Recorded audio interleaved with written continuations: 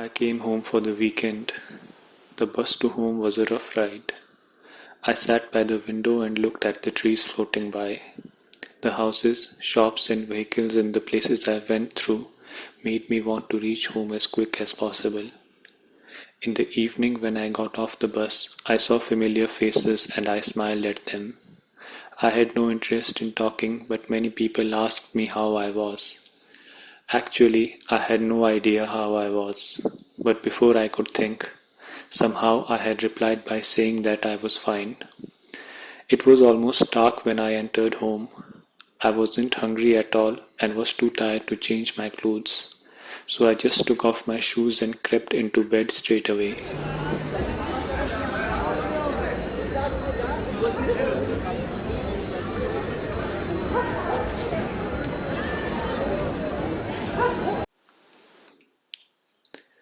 2 days passed. I did absolutely nothing.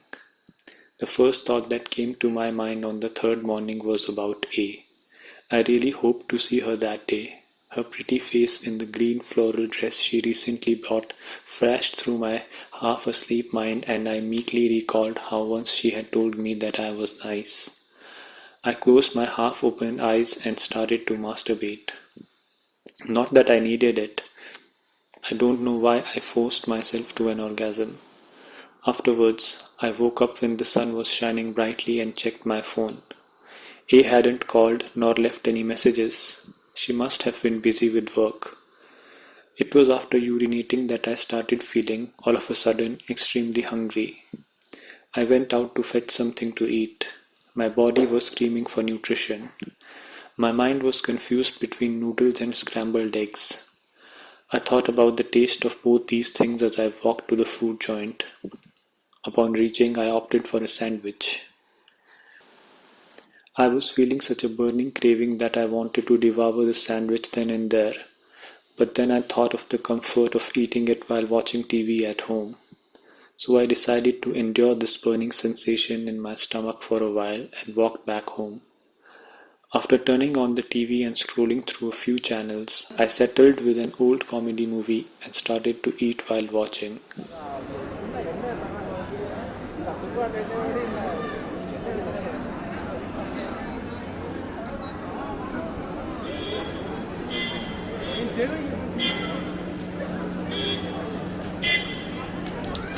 I had come to my hometown to shoot a documentary for the video production company I worked in. My boss had defined how he wanted the documentary to look like. I had always wanted a job related to film production, but I don't know why. I neither had the energy nor the motivation to shoot anything. I just passed the last 2 days sleeping in my bedroom. What was I to do next? I did not know.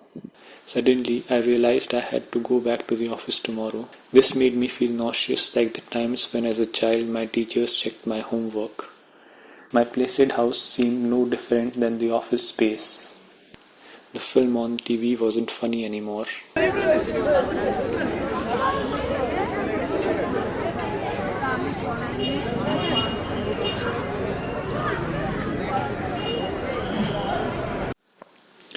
That was the time when my imaginary friend Victor came in.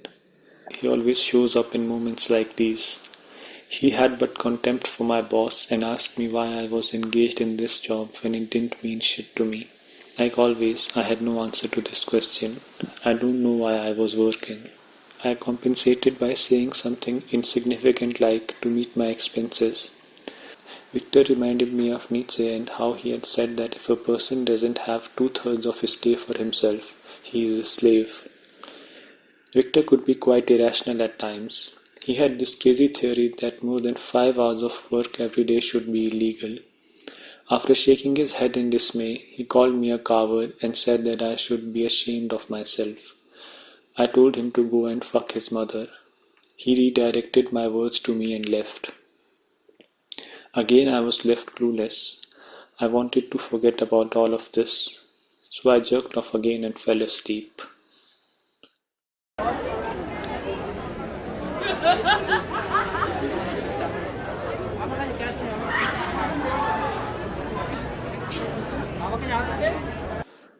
When I woke up, my mind slowly began recalling the mess I was in. It felt like being thrown into shit again after having taken a warm shower. Sometimes I have horrible dreams that seem so real that I feel grateful when I wake up. I wish this was one of these dreams, but it wasn't. It was evening and there was a pain in my head. My heart felt diseased. It felt as if my life had been squeezed to fit inside a meticulously designed square box. I was trapped. Time had taken its grip on me, and there was no time to waste.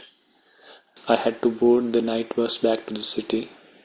I thought of what excuses I could make for not shooting anything. First, I thought I'd say someone in my family passed away, or I could say I felt terribly ill. Either of these would do it, and I would get away with it for good. Before leaving, I thought I should call A and tell her that I was heading back. She picked up the phone and said she was sorry she couldn't come to see me. I had thought she must be busy working, but she had gone for a hike with a guy she knew. I wouldn't say I was jealous, but it felt as if a cold knife had been gently inserted into my warm body. A piercing sensation occurred somewhere in me that I just couldn't locate. Why was I bothered so much? After all, she's just my friend. My mind was so consumed by these thoughts that I didn't know when I packed my bag, locked my house, and reached the market. The crowd and its noise seemed to be an exaggerated version of my psyche. I don't know why I felt this sudden lack of self-confidence. I was anxious to look at any individual on the street.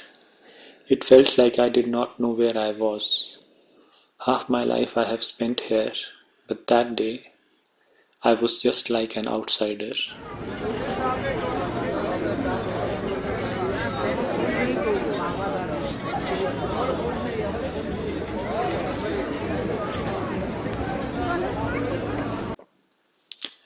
I took out my camera and something, something just like the breeze swept inside my being and my nerves got carried away like crashing waves on the seashore.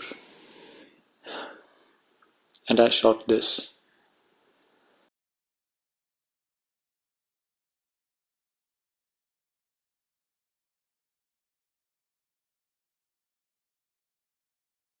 There was nothing. The distinction between me and the camera had evaporated. It was beautiful.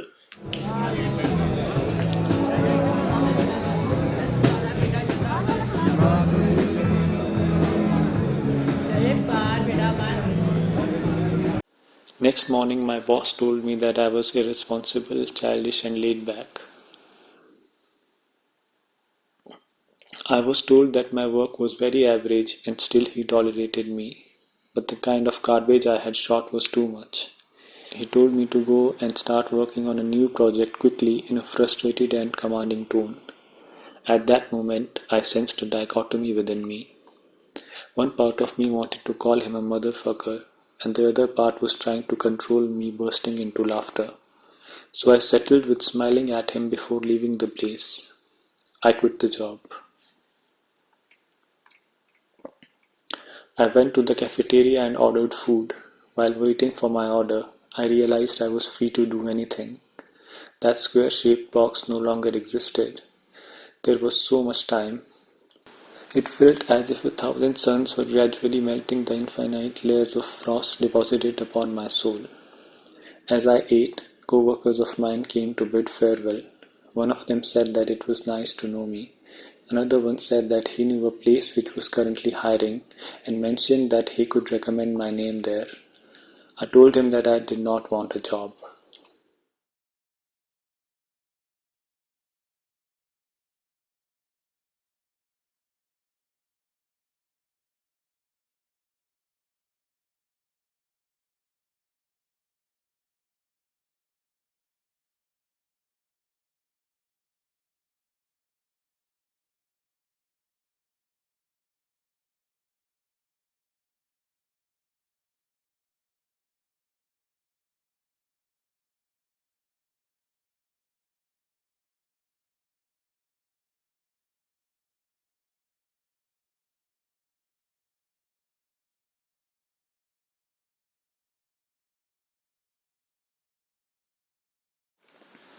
That night I came to my apartment.